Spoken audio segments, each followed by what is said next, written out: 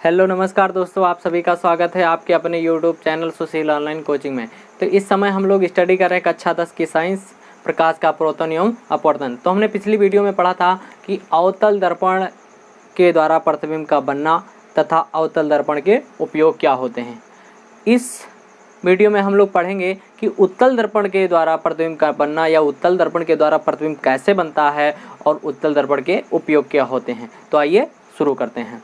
तो सबसे पहले पढ़ेंगे कि यदि वस्तु उत्तल दर्पण के सामने, यदि वस्तु या उत्तल दर्पण के सामने न कहकर हम लोग बोलेंगे कि यदि वस्तु अनंत दूरी पर हो तो उस वस्तु का प्रतिबिंब उत्तल दर्पण के द्वारा कैसे बनेगा और कौन सी स्थिति होगी जहां पर उस वस्तु का प्रतिबिंब बनेगा। तो आइए डायग्राम के द्वारा समझते हैं।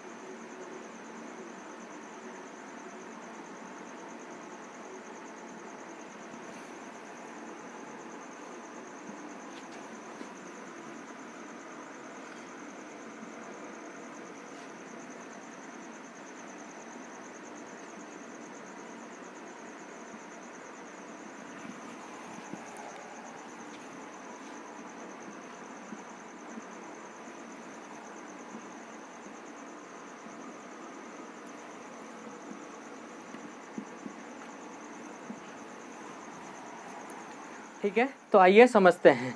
तो यदि वस्तु अनंत दूरी पर हो तो उससे आने वाली प्रकाश की किरणें या तो मुख्य अक्ष के समांतर होती हैं या तो परस्पर समांतर होती हैं। तो यहाँ पर प्रकाश की किरणें जो हैं वो मुख्य अक्ष के समांतर हैं। क्या है? मुख्य अक्ष के समांतर है। यानी कहने का मतलब यदि वस्तु अनंत दूरी पर होती है तो वहां से आने वाली जो प्रकाश की किरणें होती हैं वो मुख्य अक्ष के समांतर होती हैं। हमने किरण आरेख के नियम में पढ़ा था कि अगर कोई प्रकाश की किरण मुख्य अक्ष के समांतर जाती है तो उत्तल दर्पण से परावर्तन के पश्चात वो मुख्य फोकस से आती हुई अपसरित होती हुई प्रतीत होती है। तो यहाँ पर देखिए ये प्रकाश की किरणें मुख्य अक्ष के समांतर हैं और जब इनका उत्तल दर्पण से परावर्तन होगा तो ये मुख्य फोकस से अपसरित होंगी। कहां से? मुख्य फोकस से अपसरित होंगी या अपसरित होती हुई प्रतीत होंगी। ठीक है, तो ऐसी स्थिति में जो वस्तु का प्रतिबिंब बनेगा, यानी ऐसी स्थिति में क्या होगा कि जो वस्तु का प्रतिबिंब बनेगा वो मुख्य फोकस पर बनेगा। कहां पर बनेगा? मुख्य फोकस पर बनेगा। और जब वस्तु का प्रतिबिंब दर्पण के पीछे बनेगा तो वह प्रतिबिंब जो होगा वो आभासी होगा। कैसा होगा?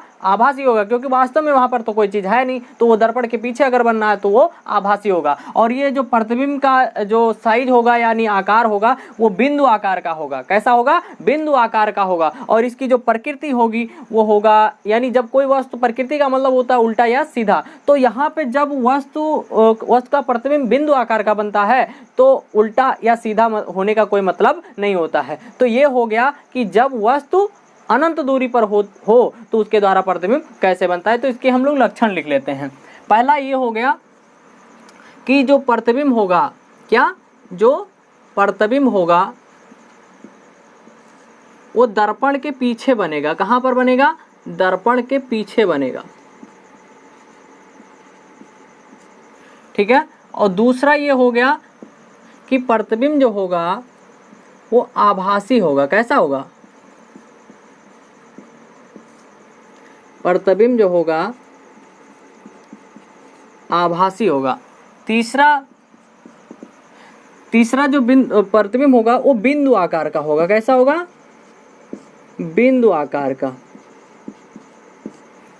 और जब प्रतिबिंब बिंदु आकार का होगा तो उल्टा या सीधा होने का कोई मतलब नहीं होता। उल्टा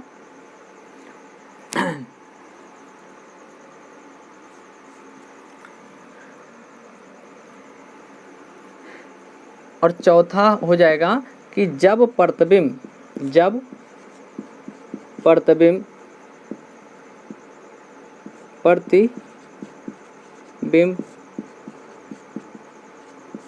बिंदु आकार का बनता है, बिंदु आकार का बनेगा, जब प्रतिबिंब बिंदु आकार का बनेगा तो उल्टा या सीधा का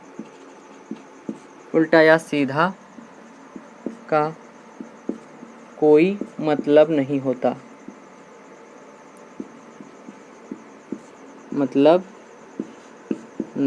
है। ठीक है, तो ये हो गया यदि वस्तु अनंत दूरी पर हो तो उसके द्वारा प्रतिबिंब कैसे बनेगा। ठीक है, तो आप देख लीजिए, अगर यहाँ पे मान लीजिए कि कोई वस्तु का प्रतिबिंब है, अगर हम आपसे पूछे कि ये जो प्रतिबिंब है ये उल्टा है या सीधा है, तो आप क्या बताएंगे? क्योंकि ये बिंदु आकार का है तो इसमें कुछ समझ में नहीं आएगा कि ये सीधा है या उल्टा है। तो इस तरीके से हम लोग कह सकते हैं कि यदि वस्तु का प्रतिबिंब बिंदु आकार का है तो उल्टा या सीधा का कोई मतलब नहीं होता है। तो शायद इतनी बात आपको समझ में आ गई होगी कि यदि वस्तु अनंत दूरी पर हो तो उसके द्वारा प्रतिबिंब कैसे बनता है। ठीक है, अब दूसरी स्थिति आती है कि यदि वस्तु अनंत और दर्पण के ध्रुव के बीच में हो। कहाँ पर हो? यदि वस्तु अनंत तथा दर्पण के ध्रुव के बीच में हो तो ऐसी स्थिति में वस्तु का प्रतिबिंब कहाँ पर बनेगा? तो आइए समझते हैं।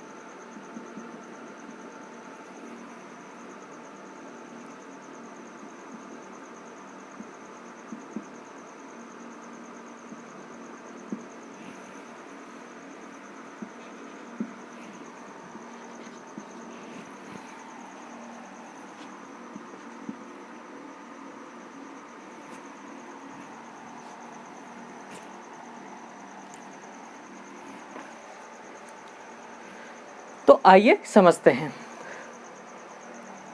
तो ये हो गया कि यदि वस्तु अनंत और ध्रुव के बीच में हो तो उसका प्रतिबिंब कहाँ पर बनेगा। तो यहाँ पर ये जो वस्तु रखी है ये दर्पण के सामने रखी है, उत्तल दर्पण के सामने रखी है। अब इस वस्तु का जो प्रतिबिंब बन रहा है, यानी इस वस्तु का जो वस्तु AB है, इस वस्तु का जो प्रतिबिंब बन रहा है वो दर्पण के पीछे बन रहा है। कहाँ पर बन रहा है? दर्पण के पीछे बन रहा है। और इस जो वस्तु का प्रतिबिंब है वो कैसा है? आभासी है। यानी जब वस्तु का प्रतिबिंब दर्पण के पीछे बनेगा तो वो कैसा होगा? आभासी होगा। कैसा होगा? आभासी होगा। और ये प्रतिबिंब जो होगा वो सीधा होगा। कैसा होगा? सीधा होगा। यहाँ पे देखिए तीर का जो निशान लगाया गया है यानी जो ऊपर की ओर है, किधर है? ऊपर की ओर है। तो उसी प्रकार से जहाँ पे जो प्रतिबिंब है वो भी तीर का जो निशान है वो ऊपर की ओर है। तो इससे ये पता चलता है कि वस्तु का यानी जो प्रतिबिंब है वो सीधा है। कैसा है? सीधा है। और यहाँ पर जो वस्तु का जो प्रतिबिंब है वो वस्तु से छोटा है। क्या है? वस्तु से छोटा है। तो ये हो गया कि यदि वस्तु अनंत और ध्रुव के बीच में हो तो उसके द्वारा प्रतिबिंब कहां पर बनेगा, थोड़ा इसके बारे में लिख लेते हैं। पहला कि प्रतिबिंब जो बनेगा, प्रतिबिंब बनेगा वो बनेगा दर्पण के पीछे। कहां पर बनेगा? दर्पण के पीछे बनेगा। दूसरा ये होगा कि प्रतिबिंब आभासी होगा। कैसा होगा? प्रतिबिंब जो होगा वो आभासी होगा। तीसरा, प्रतिबिंब जो होगा वो सीधा होगा। और चौथी स्थिति है कि जो प्रतिबिंब होगा वो वस्तु से छोटा होगा। कैसा होगा? वस्तु से छोटा होगा। ठीक है। तो ये हो गया कि यदि वस्तु अनंत और ध्रुव के बीच में हो तो उसका प्रतिबिंब कहाँ पर बनेगा, उस प्रतिबिंब के क्या लक्षण होते हैं। ठीक है। तो शायद इतनी बात आपको समझ में आ गई होगी। अब हम लोग अध्ययन करेंगे कि उत्तल दर्पण के उपयोग क्या होते हैं। तो आइए इसके बारे में हम लोग समझते हैं।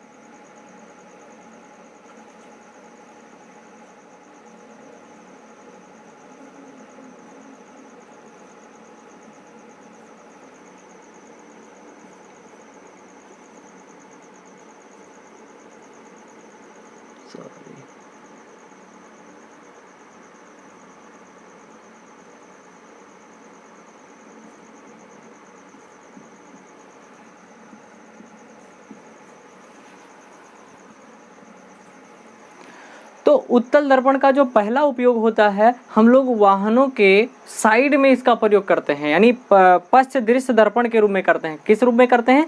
पश्च दृश्य दर्पण, यानी पीछे के दृश्य को देखने के लिए, यानी पीछे के दृश्य को देखने के लिए हम लोग पश्च दृश्य दर्पण के रूप में करते हैं। यानी जो गाड़ियां होती हैं, यानी मोटरसाइकिल जो होती है, कार होता है, इन सभी वाहनों में जो ड्राइवर के साइड में यानी जो बगल में जो दर्पण लगा होता है वो कौन सा दर्पण होता है? वो उत्तल दर्पण लगा होता है। तो प्रश्न ये बनता है कि हम लोग उत्तल दर्पण का ही उपयोग क्यों करते हैं, हम लोग समतल दर्पण का उपयोग क्यों नहीं करते? तो समतल दर्पण की अपेक्षा उत्तल दर्पण लगाना इसलिए सही होता है क्योंकि जो उत्तल दर्पण होता है ये बहुत सारे क्षेत्र का एक छोटा सा प्रतिबिंब बनाता है, जबकि जो समतल दर्पण होता है वो वस्तु का समान आकार का प्रतिबिंब बनाता है। तो इसलिए समतल दर्पण की अपेक्षा उत्तल दर्पण का उपयोग करना पश्च दृश्य दर्पण के रूप में ज्यादा बेहतर होता है। तो सबसे पहला इसका उपयोग ये होता है कि हम लोग वाहनों के साइड में यानी पश्च दृश्य दर्पण के रूप में करते हैं।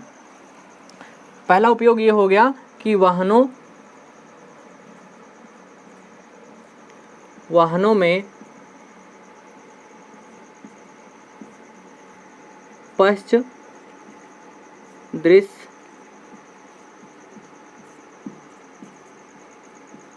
दर्पण के रूप में इसका उपयोग जो है किया जाता है।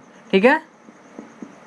तो पहला उपयोग ये हो गया। और जो दूसरा उपयोग होता है उत्तल दर्पण का वो ये होता है कि उत्तल दर्पण का हम लोग उपयोग जो करते हैं वो जो गली होती मोहल्ले यानी जो बाजार होते हैं तो वहाँ पे क्या होता है कि जो लैंप लगे होते हैं, क्या जो लैंप लगे होते हैं वहाँ पर जो लैंपों में इसका उपयोग किया जाता है, यानी उत्तल दर्पण का उपयोग हम लोग लैंपों में एक परावर्तक पृष्ठ के रूप में करते हैं। ये कार्य ये करता है कि जो वहाँ पे प्रकाश होता है यानी लैंप में जो बल्ब के द्वारा जो प्रकाश उत्पन्न होता है तो ये क्या करता है कि उस प्रकाश को बहुत सारे क्षेत्र में फैला देता है, जैसा कि आप लोगों ने देखा होगा। ठीक है। तो इस दूसरा उपयोग ये होता है कि सड़कों पर लगे लैंपों में किया जाता है इसका उपयोग।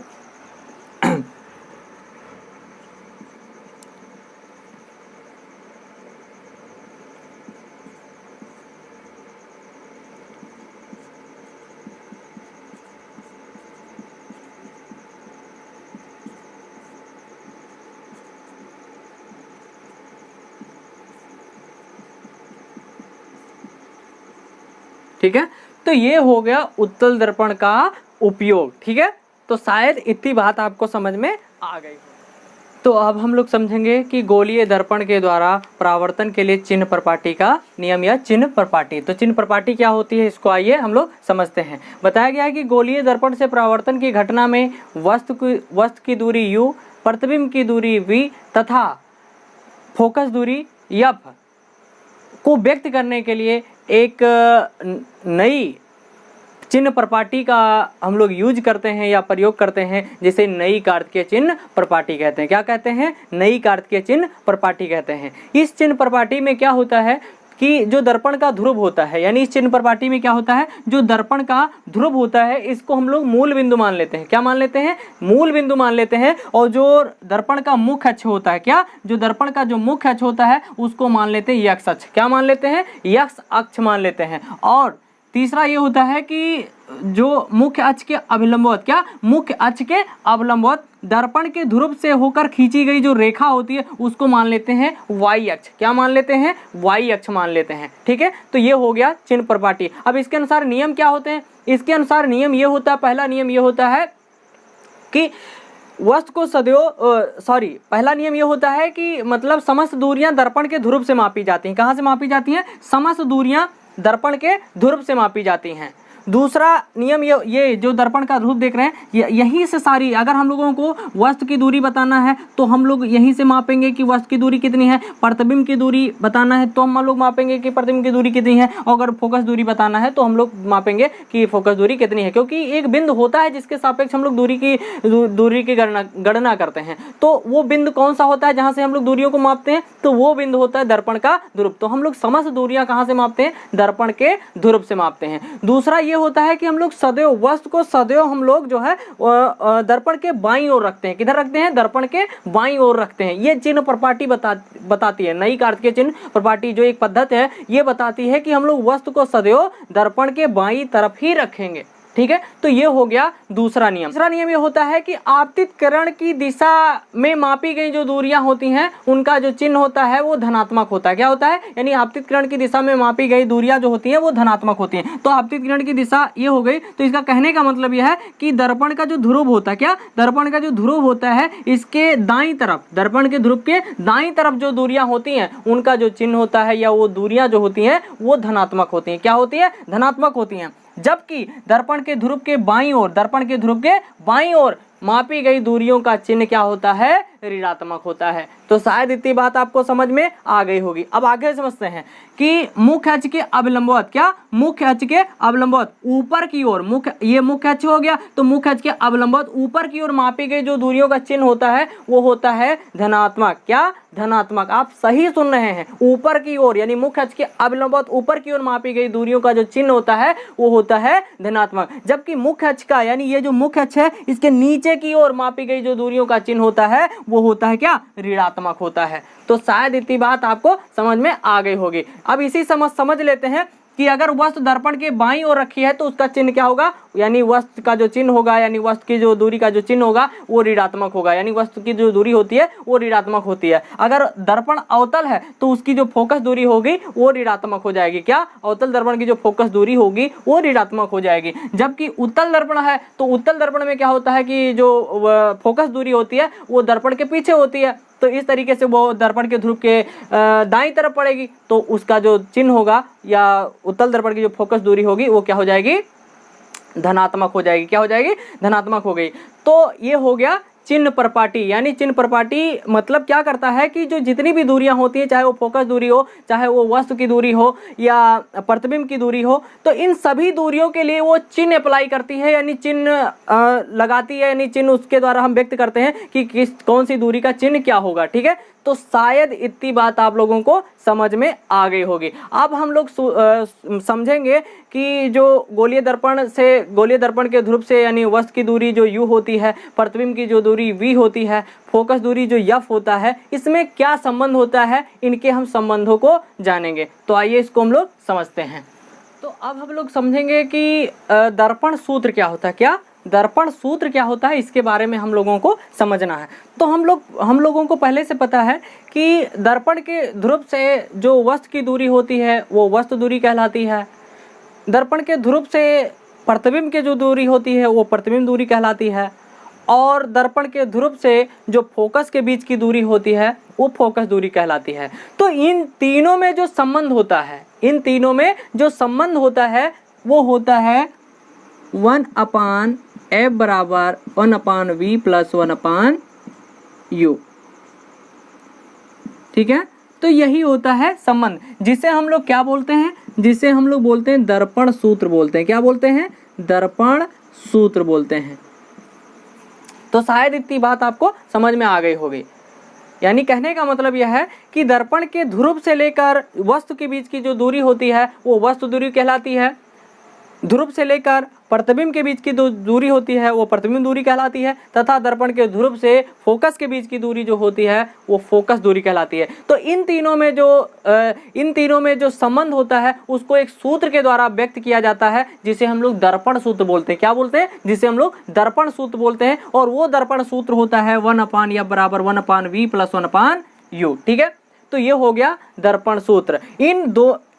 इस दर्पण सूत्र में अगर हमको किन्हीं दो राशियों के मान पता हो, इस दर्पण सूत्र में अगर हमें किन्हीं दो राशियों के मान पता हो तो हम तीसरी राशि का मान निकाल सकते हैं। कोई भी दो राशि, चाहे वो अगर हमको यह पता हो, v पता हो, तो हम लोग u का मान निकाल सकते हैं। अगर हम लोगों को v पता हो, u पता हो, तो हम लोग f का मान निकाल सकते हैं। ठीक है, तो ये हो गया दर्पण सूत्र। तो शायद इतनी बात समझ में आ गई होगी। अगर ये आ जाए कि दर्पण सूत्र क्या होता है तो इसमें यही लिखा जाएगा कि वस्तु की दूरी को u से, प्रतिबिंब की दूरी v से तथा फोकस दूरी को f से प्रदर्शित किया जाता है, और इन तीनों में जो एक संबंध होता है जिसको एक सूत्र के द्वारा व्यक्त किया जाता है, जिसे दर्पण सूत्र बोलते हैं। क्या बोलते हैं? दर्पण सूत्र बोलते हैं। तो ये हो गया अपना दर्पण सूत्र।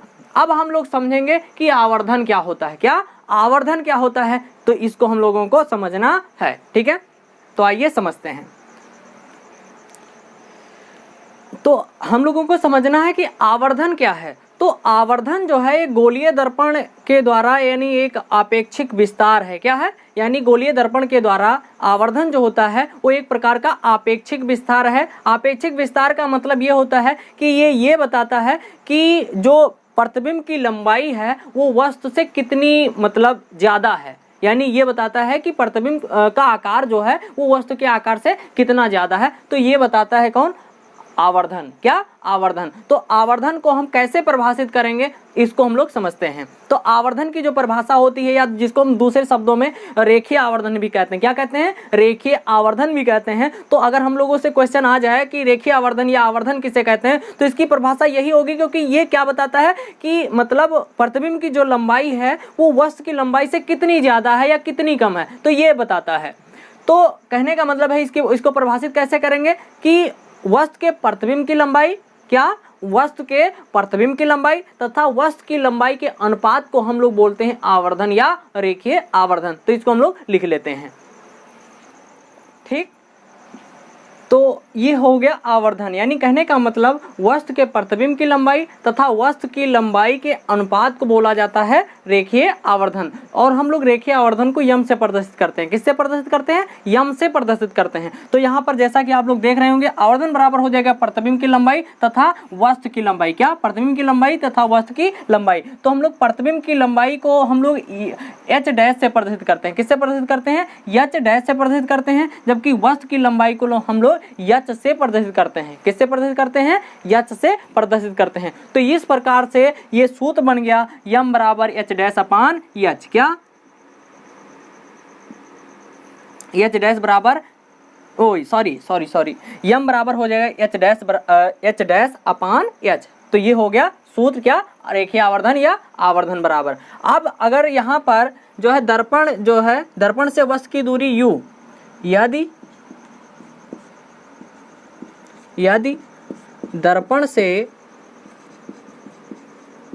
वस्तु की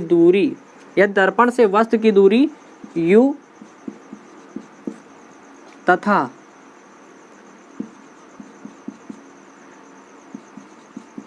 प्रतिबिंब की दूरी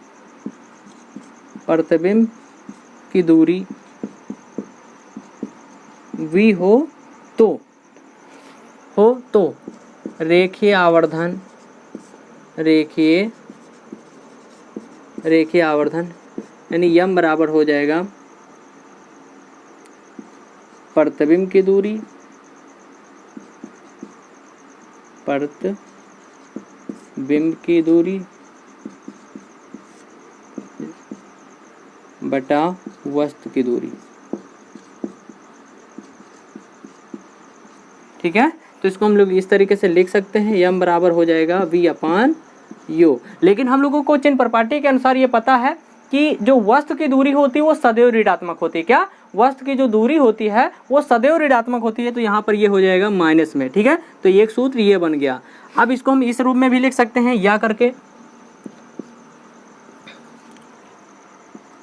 या m बराबर हो जाएगा h-h बराबर -v/u। तो ये हो गया सूत्र। ठीक है, तो ये हो गया रेखीय आवर्धन बराबर सूत्र कि यम बराबर h-h बराबर -v/u। यहाँ पर अगर यम का मान ऋणात्मक होता है, यदि यम का मान ऋणात्मक होता है तो ये दर्शाता है कि जो प्रतिबिंब है वो वास्तविक, प्रतिबिंब जो है वो वास्तविक है। क्या? जो प्रतिबिंब है वो वास्तविक है। और यदि यम का मान धनात्मक आए, यदि यम का मान धनात्मक आता है तो इसका मतलब ये होता है कि वस्तु जो है, वस्तु का जो प्रतिबिंब है वो आभासी होगा। कैसा होगा? यानी वस्तु की जो प्रतिबिंब की प्रकृति होगी वो आभासी होगी। तो ये हो गया रेखीय आवर्धन, यानी आवर्धन कैसे कहते हैं या रेखीय आवर्धन किसे कहते हैं। तो शायद इतनी बात आप लोगों को समझ में आ गई होगी। अगर कोई भी डाउट अगर रह जाता है तो वीडियो को आप बैक करके आप लोग देख सकते हैं और दोबारा से आप उसको समझ सकते हैं। ठीक है, तो ये हो गया रेखीय आवर्धन कि रेखीय आवर्धन क्या होता है। अब हम लोग समझेंगे, यानी दर्पण से संबंधित एक लास्ट टॉपिक है कि जो है हम लोग दर्पणों की पहचान कैसे करेंगे। अगर कोई भी दर्पण हम लोगों के सामने आ जाए, रख दिया जाए, तो हम लोग उस दर्पण को कैसे पहचानेंगे कि यह दर्पण समतल दर्पण है या उत्तल दर्पण है या अवतल दर्पण है। तो अब हम लोग समझेंगे दर्पणों की पहचान। तो आइए हम लोग इसको समझते हैं।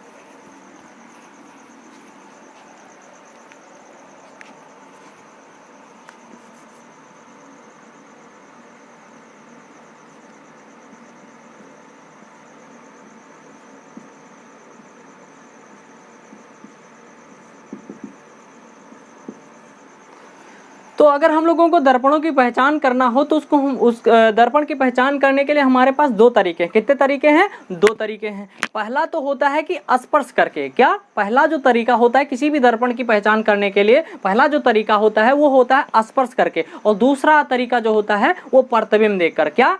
प्रतिबिंब देखकर। तो दर्पण की पहचान करने के दो तरीके होते हैं। पहला होता है कि हम लोग उस दर्पण को क्या करें? स्पर्श करें।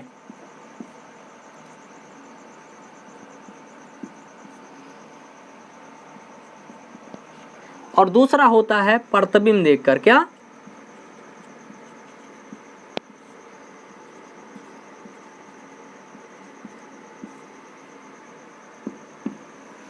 ठीक है, तो ये हो गए दो तरीके। तो अब हम लोग कैसे पहचानेंगे? तो पहले क्या करेंगे कि अगर किसी भी दर्पण की पहचान करनी है तो उसको क्या करेंगे कि जो उसका परावर्तक पृष्ठ है, क्या? जो उसका परावर्तक पृष्ठ कहने का मतलब यह है कि जो प्रकाश की किरणों को परावर्तित कर रहा हो या प्रतिबिंब दिखा रहा हो। तो अगर हम लोग दर्पण को पहचानना चाहते हैं तो हम लोग क्या करेंगे कि उसका जो परावर्तक पृष्ठ होता है उसको हम लोग स्पर्श करेंगे। क्या करेंगे? स्पर्श करेंगे। अगर उसका परावर्तक पृष्ठ समतल है, क्या? समतल है, एकदम प्लेन है, तो वो होगा समतल दर्पण। कौन सा दर्पण होगा? समतल दर्पण होगा। और अगर परावर्तक पृष्ठ उभरा हुआ है, कैसा? अगर परावर्तक पृष्ठ उभरा हुआ तो वो हो जाएगा उत्तल दर्पण। कौन सा दर्पण होगा? उत्तल दर्पण। और अगर परावर्तक पृष्ठ यानी जो प्रकाश की किरणों को, जो तल प्रकाश की किरणों को परावर्तित कर रहा है, अगर वो दबा हुआ है, कैसा? दबा हुआ, इस प्रकार से ऐसे दबा हुआ है, कहने का मतलब इस तरीके से अगर दबा हुआ है तो ये हो जाएगा अवतल दर्पण। कौन सा दर्पण? अवतल दर्पण। ठीक है, तो ये हो गया पहली विधि कि हम दर्पण की पहचान करेंगे स्पर्श करके। दूसरी विधि ये होती है कि हम लोग प्रतिबिंब को देखकर। कैसे? प्रतिबिंब को देखकर। अब हम क्या करेंगे कि सपोज दैट कोई मान लेते हैं ये कोई दर्पण है। क्या है? कोई ये दर्पण है। ठीक है, अब क्या करेंगे, इसके सामने कोई वस्तु ऐसे सामने लेकर आएंगे। किसी भी दर्पण की पहचान करनी होगी तो हम लोग क्या करेंगे कि दर्पण को ऐसे रखेंगे, उसके सामने कोई वस्तु है उसको हम लोग लेकर आएंगे। क्या करेंगे? लेकर आएंगे। फिर उसको धीरे धीरे पीछे करेंगे। क्या करेंगे? धीरे धीरे उस वस्तु को पीछे करेंगे। तो अब क्या करेंगे कि जब वस्तु को धीरे धीरे पीछे करेंगे तो हम लोग दर्पण में उस वस्तु के प्रतिबिंब को देखेंगे। क्या करेंगे? दर्पण में उस वस्तु के प्रतिबिंब को देखेंगे। अगर उस प्रतिबिंब का आकार निरंतर घटता जाता है, क्या बात समझ में आ रही ना? अगर वो ये जो वस्तु है इसका प्रतिबिंब, अगर प्रतिबिंब का आकार जो है घटता जाता है तो यानी कहने का मतलब वो दर्पण होगा उत्तल। कौन सा? उत्तल दर्पण होगा। क्यों? क्योंकि हमने पढ़ा था कि उत्तल दर्पण जो होता है उससे वस्तु का जो प्रतिबिंब बनता है वो छोटा बनता है और आभासी होता है। तो अगर वस्तु का आकार निरंतर, जो प्रतिबिंब, वस्तु का जो प्रतिबिंब बनना है दर्पण में, अगर उसका आकार निरंतर घटता जाता है तो उत्तल होगा, वो दर्पण जो होगा वो उत्तल होगा। और अगर प्रतिबिंब का आकार निरंतर बढ़ रहा है, क्या? प्रतिबिंब आकार निरंतर बढ़ता जाता है तो वो दर्पण कौन सा होगा? अवतल दर्पण होगा। क्योंकि हमने छठी स्थिति पढ़ी थी अवतल दर्पण के द्वारा प्रतिबिंब के बनने में कि अगर हम लोग वस्तु को फोकस और ध्रुव के बीच में रख दें, फोकस और ध्रुव के बीच में रख दें तो उसके द्वारा जो प्रतिबिंब बनेगा आभासी बनेगा। कैसा बनेगा? आभासी बनेगा और वस्तु से बड़ा बनेगा। तो यानी अगर हम लोग ऐसे वस्तु को धीरे धीरे पीछे हटाते हैं तो अगर वस्तु का आकार, वस्तु के प्रतिबिंब का आकार, वस्तु के प्रतिबिंब के आकार जो दर्पण के पीछे बनना है, तो अगर वो बढ़ रहा है, प्रतिबिंब का आकार बढ़ रहा है तो ऐसी स्थिति में वो कौन सा दर्पण होगा? अवतल दर्पण होगा। और वो जो प्रतिबिंब उधर बनेगा आभासी, वो सीधा भी होगा। कैसा होगा? सीधा भी होगा। और अगर प्रतिबिंब के आकार में कोई परिवर्तन नहीं होता है, यानी जो दर्पण में बन रहा है उसके प्रतिबिंब के आकार में कोई परिवर्तन नहीं होता है, तो वो कौन सा दर्पण होगा? समतल दर्पण होगा। कौन सा दर्पण होगा? समतल दर्पण होगा। तो ये हो गया प्रतिबिंब को देखकर दर्पण की पहचान। ठीक है, तो ऐसी स्थिति में मतलब अगर ऐसी स्थिति संभव ना हो कि दर्पण और वस्तु को न लाया जा सके तो हम लोग क्या करेंगे कि हम लोग किसी भी वस्तु का जो है, किसी भी वस्तु का प्रतिबिंब हम लोग देखेंगे। अगर उस वस्तु का प्रतिबिंब अगर दर्पण में छोटा दिखाई दे, क्या? छोटा दिखाई दे, तो वो आपका प्रतिबिंब जो होगा, वो आपका जो दर्पण होगा वो उत्तल होगा। कैसा होगा? उत्तल होगा। और अगर कोई वस्तु, दूर वस्तु रखी है, अगर दर्पण में उस प्रतिबिंब, उस वस्तु का जो प्रतिबिंब है अगर वो उल्टा दिखाई दे, कैसा दिखाई दे? उल्टा दिखाई दे, तो वो प्रतिबिंब जो दर्पण होगा वो अवतल दर्पण होगा। कैसा होगा? अवतल दर्पण होगा। और अगर उस कोई भी वस्तु रखी है, अगर वो आभासी प्रतिबिंब बना रही है और सीधा प्रतिबिंब बना रहा है समान आकार का, तो वो आपका कौन सा दर्पण होगा? समतल दर्पण होगा। तो शायद आपको इतनी बात समझ में आ गई होगी। अगर इतनी बात समझ में आई है तो बहुत अच्छी बात है। तो दर्पण से संबंधित जो टॉपिक है वो समाप्त होता है। अब हम लोग अगला टॉपिक पढ़ेंगे, प्रकाश का अपवर्तन, यानी प्रकाश का अपवर्तन क्या होता है। तो इस टॉपिक को पढ़ेंगे हम लोग अगले दिन। आज का टॉपिक यहीं पे समाप्त होता है। तो अगर आपको ये वीडियो पसंद आया है तो लाइक कीजिए, शेयर कीजिए और चैनल को सब्सक्राइब कीजिए। और हाँ, अगर आप फिजिक्स को अच्छी तरीके से अगर आप समझना चाहते हैं तो पार्ट 1 से वीडियो को देखना प्रारंभ कीजिए, जिसका लिंक डिस्क्रिप्शन में दे दिया गया है। धन्यवाद।